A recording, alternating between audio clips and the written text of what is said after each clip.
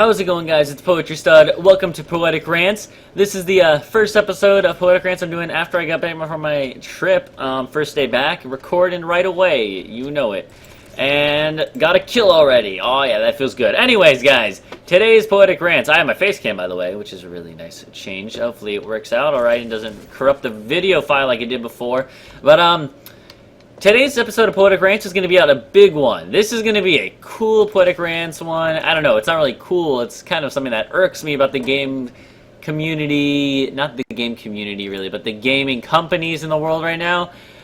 This is going to be about DLC and bundles and what else. So, this is coming just a couple weeks, or about a month now, I guess, since the this big controversy with Destiny. Oh god, I'm dead. With Destiny, if you guys didn't hear, Destiny, what is it? The Taken King, is it? There's a new expansion coming to Destiny, and there's a special package that they released. That's released. They're going to be releasing a special package, and it's actually gonna have. There's like an $80 edition as well as a $40 edition, and the $80 edition includes the game, the expansion pack, as well as some other stuff. And people are really angry with this, because that means that if you had bought the game before for $60, and you're also getting the expansion for $40, you've spent $100. However, people who haven't are buying the game for $80, and also getting the DLC. So in other words, they're getting more value for their buck. And this is... Oh, friendly fire, I don't want to do that. This has rubbed a lot of people the wrong way, and I think rightly so. However, you got to think about the gaming company's perspective. I actually read an article about this, so this is kind of where I'm getting some of my inspiration for... The person in the article pointed out some stuff I wouldn't have thought about. So I will say, I'm going to give him I am going to give him credit. It was an article on Forbes, I believe, but they were saying, you know, with anything, the value of something depreciates over time. Sorry if I'm a little stumbly today. I'm a little bit out of the loop and stuff when it comes to recording. But, yeah, the value of things depreciates over time. That's why you can buy a game for cheaper later on. If you wait for a, you know, if you buy it on game day, release day, then obviously it's going to cost a little more. By the way, if you can hear that, it's actually my stepdad's new motorcycle. It's not a new motorcycle, it's an old motorcycle. It's just new to him, but it was his granddad's, but that's a cool little side fact about Poetry's life. But anyways, I was going to say, yeah, so Destiny... I don't know. It was a little bit scummy, though. They're gonna sell it for $80 a whole package. I don't know. It's a little bit controversial, and it did kind of make people angry. And I think they did apologize, and they kind of reworked it and actually made it for $60, or $60 for just the. I don't know what they did actually. You know what? Sue me. I kind of forgot what some of the article said, but that's the gist of it. But that's not all I was gonna say, though. With Destiny, this is just one example of DLC in like current day gaming that I don't like. I don't like DLC.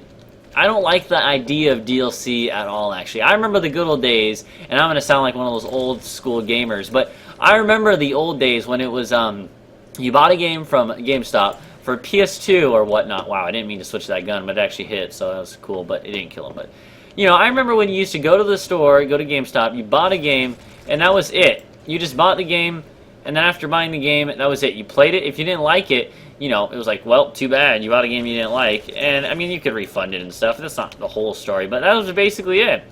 However, at least, like, oh, God. Nowadays, like, you know, it seems like more and more big gaming companies are, you know, using DLC as a way of just making an easy buck. And they don't actually include, like, everything that the base game probably should include right from the start. They don't include that, and I think they should. I think that it should be a full product delivered without having to buy DLC for it to be full. And that's something that really ticks me off about gaming companies today. Like Assassin's Creed Unity, I never played, but I heard people were so angry because there's microtransactions, and it's like, you don't have to do it, but why do you include microtransactions in a $60 game? That just doesn't make sense to me, and I will never comprehend why gaming companies today do that, why they would even think that's a clever idea. It's just another way of making a quick buck, which is not fun if you're a gamer. You want your game to be full right from the start. However, I do think there's some games that it's good to have Oh God, I do think they're. By the way, this is all live. If you've never seen a Poetic Rants with a Facecam before, they're all live. So yeah, so you guys get to actually see me playing Call of Duty now, which is not a pretty sight, I'd imagine. But anyways, there are some games where DLC is actually good, I think, or it kind of is a natural progression. It's like games that have expansions. They're not called DLC, but they're called expansions because they expand the gameplay beyond the normal stuff, but it's still a functioning game.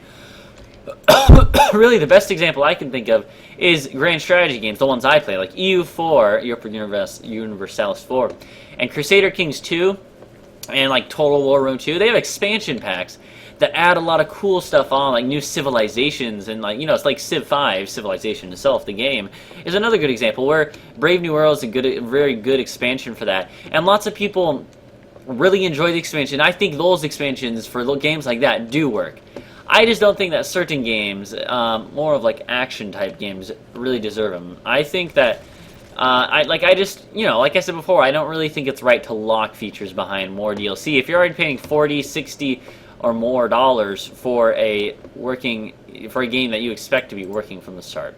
That's just my philosophy. So I hope you guys agree with me. This match is almost over. Let's go ahead and finish it up strong. It's already been pretty good for me. Yeah, it's like 10 with 2 assists. Oh, 11. I just got the last kill. What's up with that? G effing G. Anyways, guys, that's my thoughts on DLC. You can see I have a little list here. You know, good, EU4, bad, Assassin's Creed Unity, Destiny at the top. Pay to play, I was going to talk about a little bit if I had extra time, but I don't really. Maybe I'll say that for another time. Pay to play games, you know, anyways. Go ahead and leave a like and subscribe for more, guys. Thank you for watching, and until next time, have a good day. Goodbye.